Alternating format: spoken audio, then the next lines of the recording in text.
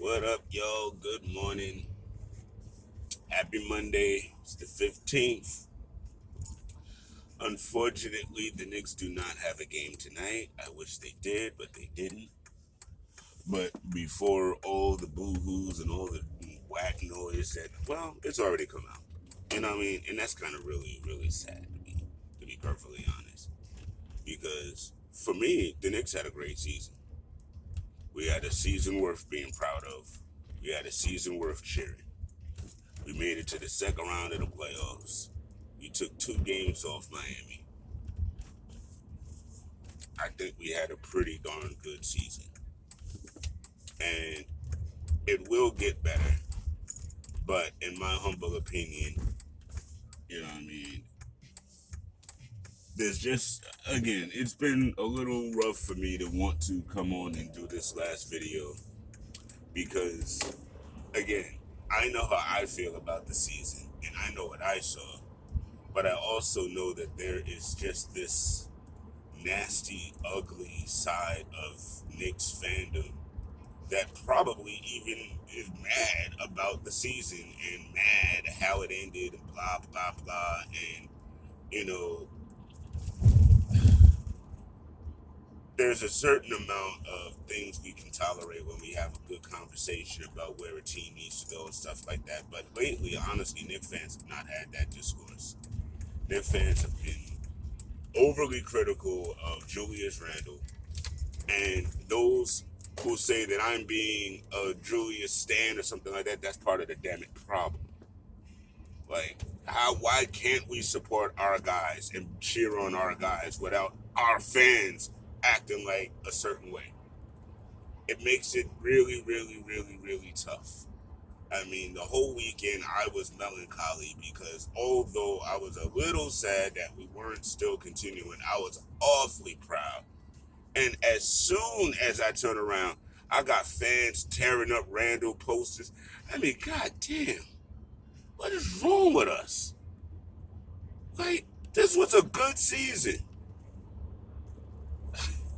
You know, this is supposed to be what we wanted. We wanted to see us fight every year. It's like y'all knuckleheads forgot that for a long time we was 17 win seasons every year. Now that we're not that anymore, it's still not good enough. Getting better every year doesn't seem to be good enough. It's really annoying. It really is. You know, and it makes it hard to actually break down the game and talk about, things that we may need because there's so many, you know, ill vibes out there that the discourse is just not entertaining for me at all at this juncture. I mean, I went on Twitter just this morning just to calm myself and be like, well, maybe it's different. Nope. Nope, nope. So it is what it is, guys. You know, I'm going to enjoy what these Knicks are building and doing over here because it's not the same old Knicks. It's not LOL Knicks. It's not, oh, we need a star and you got to trade everything for a star. No, no. We actually just need to continue to find the right pieces for this team. You know, sure, there could have been better performances, but again, we are going against teams that have been here before. We haven't. This is the first time we've been in the second round in a decade. You know what I mean? So I don't know what y'all want. We weren't a championship team this year. I mean, we just weren't. But we knew that. Well, I thought we knew that, but we weren't a championship team this year. But we were an exciting team this year. We were a 5 seed this year. You know what I mean? And a deserved 5 seed. If anything, it's Miami that played down to their position and didn't play up to it. But either way, the season is the season. It's just how it goes. Injuries and stuff like that.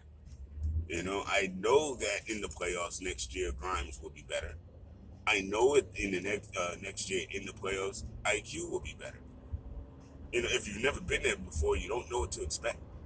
You don't know just how much is going to turn up if you've never been there before. So I'm glad that we now have this experience. The last time we went to the playoffs, we got booted in the first round. We learned from that. We came back. We won a round. But I'm not really hearing it today or this weekend. You know, I mean, progress is progress. Nothing happens overnight. We can't just go from being a bottom lottery team to a championship winning team. That doesn't work. I mean, look at Philly. Philly has been in the mix for I don't know how long. They can't get over the hump. Oh yeah, fire the coach. Like the last coach got them over the hump too. Yep.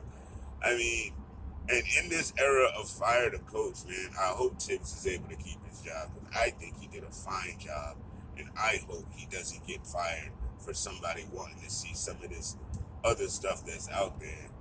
You know, this firing of good coaches with good records thing, it's interesting. I don't know if it'll work yet. That remains to be seen. You know what I mean? But as Doc Rivers said, yeah, y'all don't don't win coach of the year. Ooh, don't win coach of the year. Ooh, don't don't win the don't win coach of the year. Big shouts to Public Enemy. Yo, I mean, yeah, there's a lot more that I want to go into, so I may very well do a pod tonight. I'll let y'all know. But again, I just want to congratulate the Knicks on a fine season, regardless as to what pundits and how the media and Steven Stupid Smith is gonna. I mean, dude. I mean, I'm so tired of that cartoon puppet. I swear. I swear. I wish he could actually hear me calling him a cartoon puppet so that he could call me out so I can blast him for his lack of actual freaking fandom. That dude is a slouch and a sucker. And it's just, I get so tired of folk trying to make a mockery or a mimicry of the team that I love and for the fact that there's no reason for any of that nonsense. You know what I mean? Randall busts his ankle, came back, missed the first game of the playoffs, came back, tweaked it again in like the third game, and hasn't been right. We get it. But he's damn it the guy that got us there. He and Brunson put the team on their backs and got us there. I know that that'll happen again next year. I know that Brunson having another year under his belt is just going to be even better for us. I know RJ, with this playoff experience, is getting better and better. This is a hell of a team that we have. It doesn't need to be blown up. We don't need to go back to the lottery. I just think that a lot of agenda-wise takes need to be revisited and reworked because that doesn't work for this team. I don't necessarily think we're in win now mode either. Like now it's time to trade everything to win a chip. I don't think we're there yet either. Just to be honest, but I think we're trending upward. I think we're definitely looking in the right direction. And I know we're going to be in the playoffs next year. And hopefully next year we can follow the trend and get out of the second round and get to the Eastern Conference Finals. I think with a couple of tweaks. And, listen, we're going to have to make a trade or something. We're going to have to free up some cap space. And we got about $12 million right now. And we still got Evan Fournier on the books. And he knows he's gone. We saw the E injury. He knew he's gone. And it's okay. It's a business. This is how it happens sometimes. I'm not sure what's going to happen with Derek. But I feel like those are the things we need to start figuring out first before we start deciding to trade Grimes in a package for OG Anunoby or somebody. Like, I mean, we always want the guys that ain't doing nothing for their team, but yeah, because they'll be over here with us, it'll be better. I mean, we could have a debate about certain players later on as the off season goes, and some guys' names y'all gonna have to really, really push me on because I may not be sold. You know what I mean? I feel like what we need is another dynamic scorer at like the 3. That's what I feel like. You know what I mean? Put RJ at the two and run somebody like Brandon Ingram or somebody at the three. I don't know. I'm having fun right now. But I know I'm not trying to trade Grimes just yet. What I would like for Obi to do is to reconsider his game a little bit. You know what I mean? Use that height, use that size, and stop necessarily looking to be a jump shooter. If he could do that, then I don't have a problem with Obi at all. You know what I mean?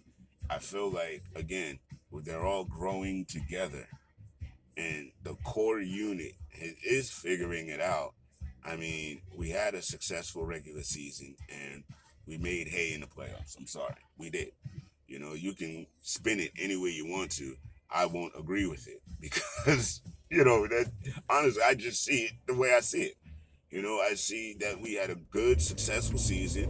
I see that we made it to the playoffs. I see that we were playing into May, which we haven't done in I don't know how long. I mean, this is all looking great, to be honest. So I don't really get any and all of this, you know, gotta trade everybody, gotta blow it up, and all. I don't understand it myself. I just don't. I do realize that, that's the reaction that we are used to having, especially when we had terrible seasons. But I just feel like we need to kind of figure out a new way to look at things now that we're a better team than we have been in the past. And we have to accept that. We are a better team than we have been in the past. We are not LOL Knicks. We are playoff Knicks. And we will be back next year. And that lottery, I believe it's next Tuesday. That lottery is going to be very important because that's going to be a nice little piece for a trade. Because again, especially if it's a lottery pick, I don't really feel like we need that. I feel like we could use that, with Fournier's contract or something to make a good trade for somebody. Because we got to get that 25 mil off the books.